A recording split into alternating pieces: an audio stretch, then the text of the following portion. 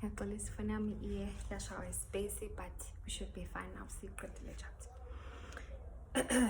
Azame ukuba matasatasa ngemsebenzana obekufanele ayenze namuhla ntambama lapha ehhovisi, kodwa ingqondo ivele ijame nje.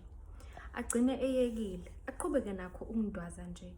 Ngesikade sisondele isikhathi sokubonana kwabo, asukume uXolani ahluthulele ehhovisi, angene emotweni, ayishaye izule isiqonde lapho uMahlengi athe uhlala khona. Uhamba endleleni nje, ulokhu ebukeza ngengqondo umfanekiso kaMahlengi nephimbo lakhe elizothile elimenza ashawe ngolincane uvalo. Hayi, alizibe lolu valo olumenza angakhululeki nakancane. Ayibhule imoto ichushe edolobheni. Emva kwesikhashana esingatheni wazibona esefikile kule ndawo abeyalelwe kuyona. Nesikhathi usishayile ngempela. Kwazise akezwani nokulindisa umuntu. Buka nje njengoba nomkakhe ukwazi kahle ukuthi kwathi akashayeke phansi uvalo uma esecabanga indaba yomkakhe, okusobala ukuthi ulokhu eqhomolozile ekhaya ethi uXolani uyangena lutho. Indaba kaMahlengi isimsanganise ikhanda ngempela, waze wakhohlwa ukuthinta umkakhe, esho ukuthi uzokuphuza ukubuya. Ukushawa kwakhe uvalo kwamenza wakhipha iselula wamshayela bandla umkakhe, engazi ukuthi uzoqala athini uma exolisa. Hello, kuphendula uLungile ebhocobele. Kumcacele uXolani ukuthi lugcwele ulwandle. Kuthuleke umzuzwana kungekho okhulumayo, aze azijube uXolani. Ave ngixolisa Sithando, sekusuke kwavela isidumo lapha, echaza enkwankwaza, amalimi eseminge izinyawo. Akasakwazanga nokucabanga ukuthi konje uzothi isidumo sini lesi esimlebazisile. Usemincele kona nje ukuthi umkakhe angaqhwandi imininingwane eminingi ngokushesha. Kawusangitsheli ngani pho? Ebuza ngesineke, kuzwakala kona nje ukuthi uzama ngayo yonke indlela ukubamba ukucasuka osekugqibelene ngaphakathi. Bengisazoshaya ngisho uma seku abindeke futhi. Lesi sidumo okhala ngaso esani, ebuza sengathi akalindele impendulo. Kuthi akashayeke phansi uXolani uma ebuzwa umbuzo abengafisi inhlobo ukuthi ubuzwe. Uzoqamba amanga athini kumkakhe? Yini lena esimenze akhulumisa okomuntu onezinsolo nje? Ngizokhuluma iqiniso nje, ngivele ngakhohlwa nya. Xola gcwabe lami, xola. Kuzincengela uXolani ebamba eyeke, eyiziba eyokuthi sidumo sini lesi esivele samenza akabe esamtshela umkakhe ukuthi usabambekile. Unesibindi Xolani, ngiyaxolisa Sithando. Unesibindi sokuxolisa. Kawusho ukuthi usuyeza, ekubeni mina usungilindise ubala lapha. Lo mcimbi obekufanele siye kuwo, umcimbi, kubuza uXolani eseliqale phansi ukuduma ikhanda lakhe. Umcimbi wani? Ezwakale edonsa umoya kakhulu uLungile. Xolani embiza ngesineke. Sithando esabela enkwankwazi. Usuyaphuza yini futhi? Lutho, usubuziswa yini? Ebuza emangele. Usuqonyiwe yini? Mbuzo muni lo Lungile, ngolakana oluxube novalo nokumangala. Usuqonyiwe yini? Ngiphendule, kangiqonyiwe. Ngingenza kanjani into njalo? Lungile, ngiyaxolisa bandla. Ngizobuya ngokusheshsha nje uma ngiqeda lapha. Kubalulekile bandla ukuba ngimbone lo muntu engine-appointment naye. Ngiyezwa, ngizobona ngawo. Sengidabukela izingane zami nje ebeseziswenke ziconsa ngoba uyise ubesezithembise ukuya nazo emcimbini. Sengilapha emcimbini, kubalisa uLungile evalelisa eshiya uXolani ekhamisile ejuluka obala. Wakhamisa umzuzwana uXolani, waningina ikhanda, wadonsa umoya kakhulu, wakhipha iselula, wachofoza inombolo. Sengilapha ezansi, ngizopaka khona lapha emgaqweni. Ngibona sengathi sikuphephile lapha, esho ngelisagcwele ukudideka. Kulungile, ngizokuvulela-ke. Nebala, wayipaka imoto uXolani, wehla, welula isandla wacindezela inkinobho kuleli sango ayemi phambi kwalo. Lavuleka ngokushesha, wangena esehefuzela, nangiyana esenyuka izitebhiso eseqonde kule nombolo ayitshelwe nguMahlengi. Nebala wayithola, esalokhu ehefuzele ebelu. Wafike wangqongqoza esicabheni. Ngemva komzuzwana kwavuleka umnyango, kwavela ubuso obuhle obumamathekayo. Ngena, kusho intokazi ivula isicabha, emdedela ukuba angene. Wangena Nebala uXolani, waqonda kusofa omkhulu owawusendlini. Khululeka uhlale. Kusaqhuba yona intokazi imamatheka, ivala isicabha, ibuya iza kuXolani, imgubhazela ngefu lamakha aphambili, eyiziqhole ngawo. Isimi phambi kwakhe, yabuye yamamatheka futhi, yanikina ikhanda yelula isandla. Kasibange sisabingelelana, isho imxhawula, isibamba umzuzwana isandla sikaXolani esasijuluka ubala. Amgabhe amahloni uXolani, azibone eseloku elihlome phansi nokho nje ikhanda. Kuze kuqhube yona futhi intokazi, isaloku imamatheke njalo belu. Ngisacela ukukunika okuphuzwayo, ungathanda ukuphuzana? Imbuza imuthi laphalazi, ngalawo mehlo ayenza uXolani axegelwe amadolo, kugubhazele isifuba.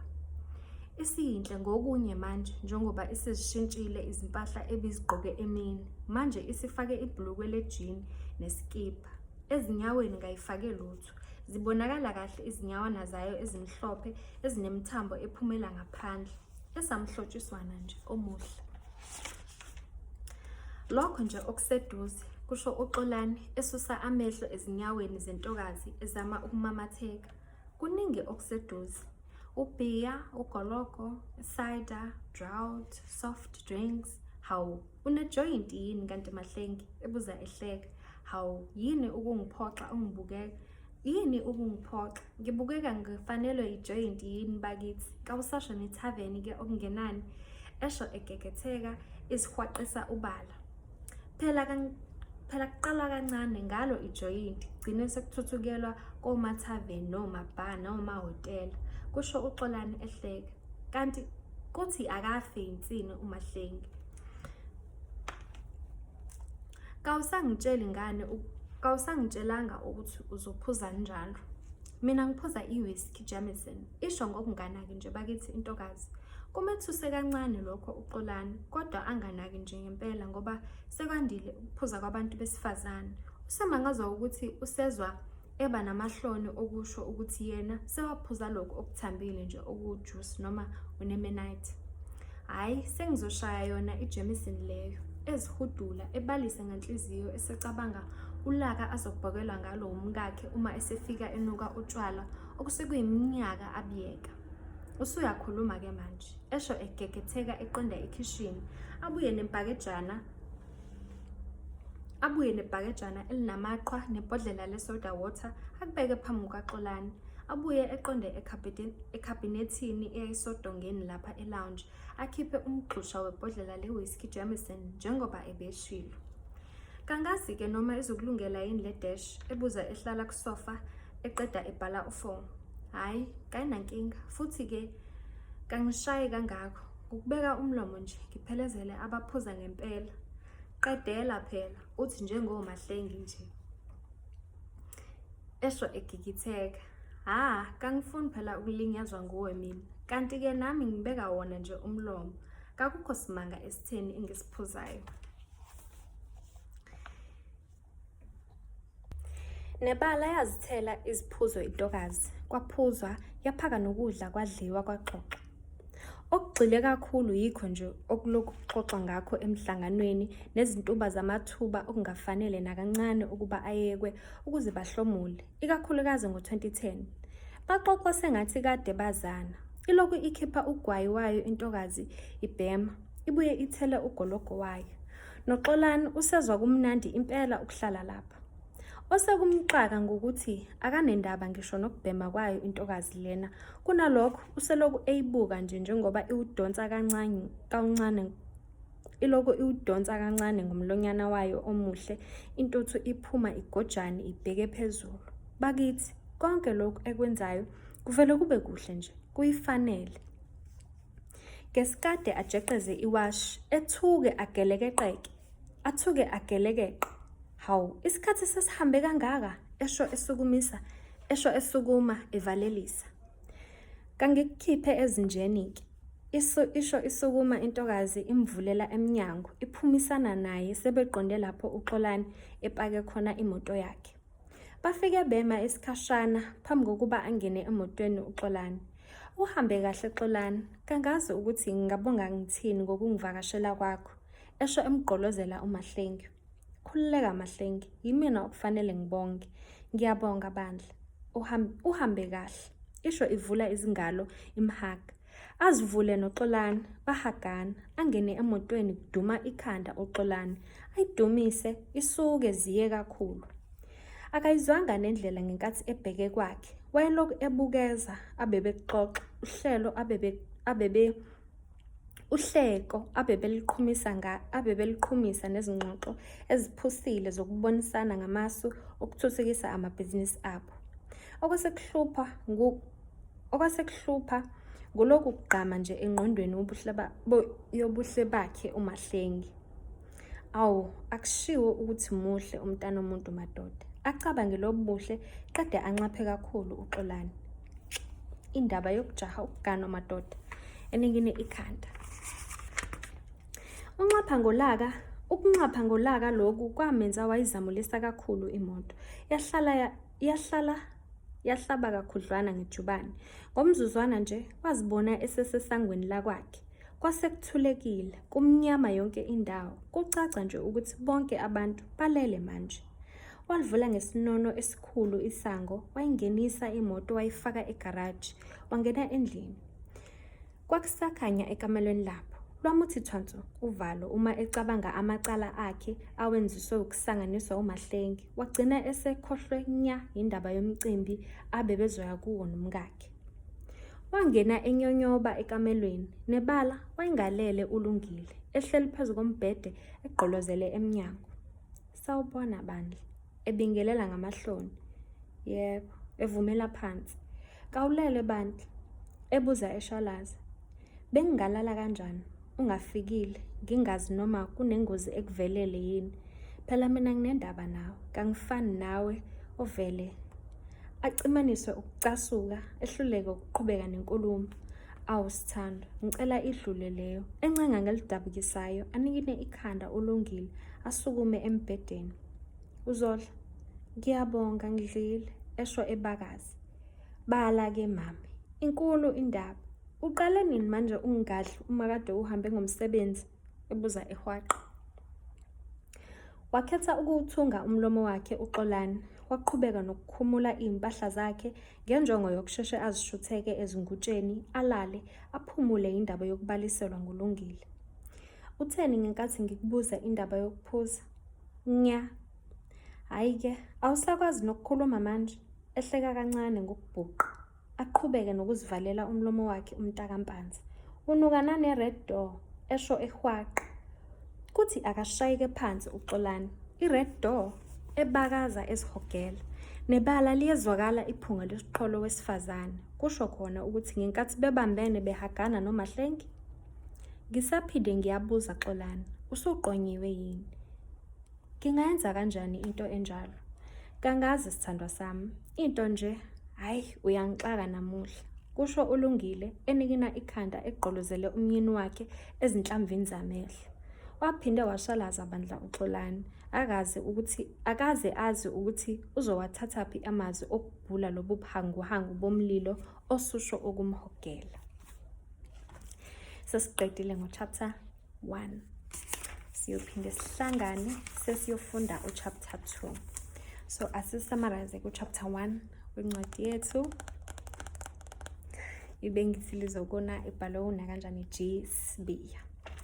So chapter 1 siyaqala. Chapter 1 uqala kuyi-meeting ndawo angenzi phutha, kuyi-conference ndawo and kuleyo conference ku-attende insizwa kuthiwa uXolani Mpanza. Xolani Mpanza is a small business owner where Tabekhulu Courier Services, okusho ukuthi ba-specialize kuleyo field, bakhuriya izinto zabantu.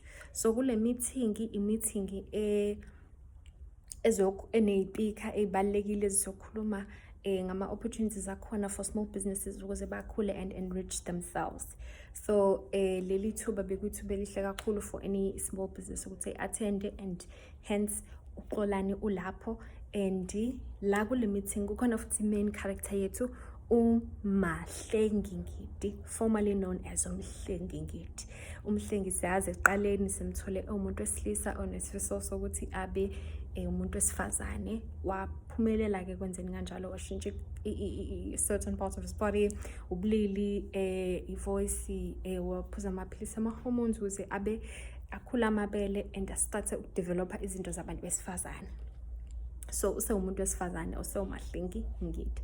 So Xolani ambona uMahlengi Ngidi kwi-meeting, abese ekhanga ubuhle bakhe, angakwazi ukuyibamba but aye abe nesifiso sokufuna ukukhuluma naye. Iyenzeke ke leyo nto ngempela, bakwazi ukuxoxa, ba-exchange ama-business card, and then later that day uXolani amfonele uMahlengi afune i-meetup later that day. Ebeqala nje ukumbona ngalo wathi akasafuni ukulala engambonanga, so usha amashushu ngaye. Siyathola futhi ukuthi uXolani ushadile, uneyingane, ushade nosisi ekuthiwa uLungile, abasizana naye kwi-Thabekhulu business, kwi-Thabekhulu Career Services, okuyibhizinisi abaliqala nomngakhe bobabili. So uze la nje uXolani ubezuzo absorba any knowledge or information or tricks azokwazi ukwathatha and incorporate them into their business, khona bezoba successful. Unkosikazi wakhe engasasebenza, befocus nje la entweni yabo encane abayakhaya.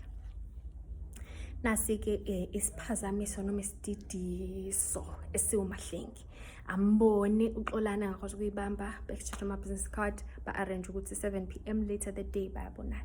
uXolani aphume emsebenzini, ayila kuhlala khona uMahlengi eflatini, they share a drink or a couple of drinks, xoxe kube mnandi, bakhulume ngebhizinisi, bese yamvalelisa kuMahlengi, bese yahamba bahagane, kusala amakha aMahlengi kuXolani. Bese goduke yakubo, angaskiphi futhi la ukuthi ukukhangwa kakhulu uMahlengi kwaXolani ekhangwe ile ntokazi ayibonayo, kwamenza wakhohlwa namaplani enawo nonkosikazi wakhe for the day, ezefuna ukubonana noMahlengi. Wayenama-plans ukuthi useya nonkosikazi wakhe emcimbini thizeni, kodwa lokho akuzange kube senzeka ngoba wayeseplanela ukuyobona uMahlengi. So uXolani useqala ukuba disloyal to unkosikazi wakhe nengane zakhe, nje and himself as well. So wahamba ke wayekhaya, simuzwa ephimisa amagama ukuthi noma amagama okucasuka noma umuzwa okucasuka, esekhuluma ngento yokuthi umuntu washeshe wagana, okusho ukuthi kuba ashesha ngawugana, washesha wabona uMahlengi kuqala, wayezoba nesifiso sokuthi ufuna ukushada naye, kanti yena akazi ukuthi uMahlengi wake waba umuntu wesilisa. Engeze izinto ezenza kube interesting ukufunda lesi story. A lot of characters' lives aya implicateka ngama-decisions enziwa i-main character yethu ekuMhlengi. For example, okwamanje sesitholile ukuthi use-affecta impilo zabantu uMhlengi, azi noma engazi. Number 1, u-affecta impilo kababa wakhe. Number 2, affecta impilo kaNontobeko. uNontobeko umshiya heartbroken, engena-closure. Number 3, u-affecta uXolani Mpanza, i-character si-introduce kuyona. Usiqala ukuba disloyal,